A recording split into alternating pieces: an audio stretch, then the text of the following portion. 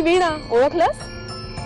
Police station, हॉटेलवर पडलेली red, ही अशी ओळख न दाखवून वगैरे काही होत नसतं. शिवाय आता आपण एकाच प्रोफेशन मध्ये आहोत.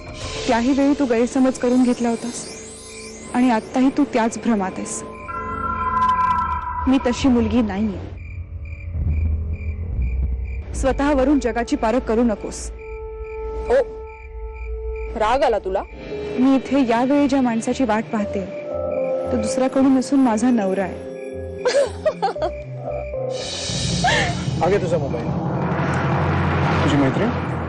हो, ही वीणा. वीणा माझा नवरा, इन्स्पेक्टर आकाश केतकर. चलो. चल निघते मी.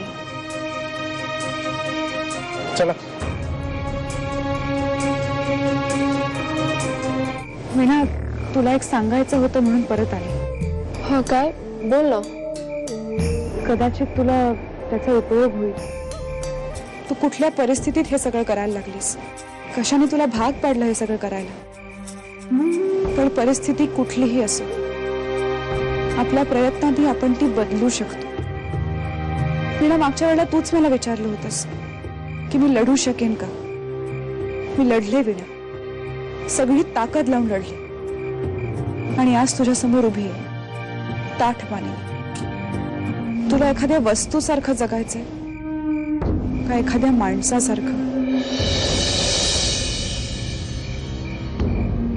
इतकंच सांगायचं होतं.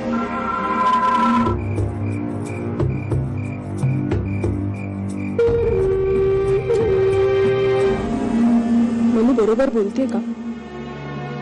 फार खरं बोलत होती ती, खरं आणि स्पष्ट.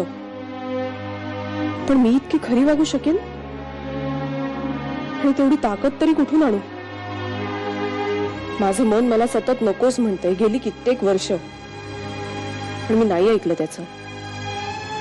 आणि आज मनु बोलून गेल्यावरती हे जास्त जाणवतंय.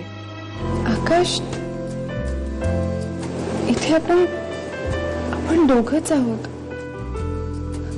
जणू काही हे सगळं आपल्याचसाठी आहे. आपल्यासाठीच आहे. म्हणजे आज आपण दोघंच आहोत इथे आणि हे सगळं आपल्यासाठीच आहे. नशीब किती विचित्र असतं बघ ना. मनू जेव्हा सतत आपल्या सोबत होती तेव्हा तिच्या नशिबात सुख नव्हतं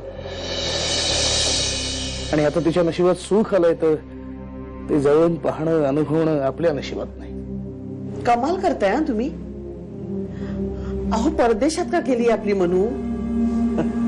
प्रत्येक मुलीला लग्न करून एक ना एक दिवस जायचंच असतं परक्याच्या घरी. तुझ्याशी थोडं बोलायचं होतं. बोलू शकते? हो, बोल ना. तुझ्या एकटीशी बोलायचंय. ठीक आहे, तुम्ही बोला, मी आलोच.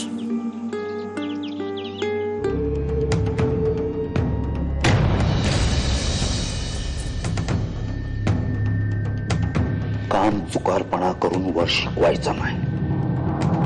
गोव्याचं काम सांगितलं होतं, कोणीही रूमवर पोहोचलं नाही. पटेल सारखा मला फोन करत होता, वाटेल तसं बोलला, ऐकून घेतलं मी फक्त तुमच्यासाठी. खूप चीतू झाली आणि पटेलची कोची. खूप नुकसान झालं, भरून नाही येणार. नाही साहेब, हे असं होणं शक्य नाही. मी स्वतः तिला काम समजून सांगितलं होतं. एकतर पटेल खोटं बोलत असेल किंवा मी तुमच्याशी खोटं बोलतोय.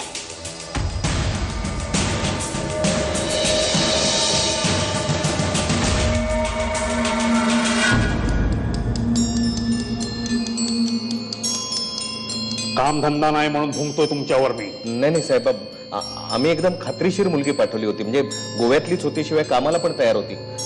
पण कुठे माशी शिंकली ती माशी कुठे शिंकली ते तुम्ही बघा. पटेल सारखा कस्टमर हातात निसटतोय, चांगली गोष्ट नाही.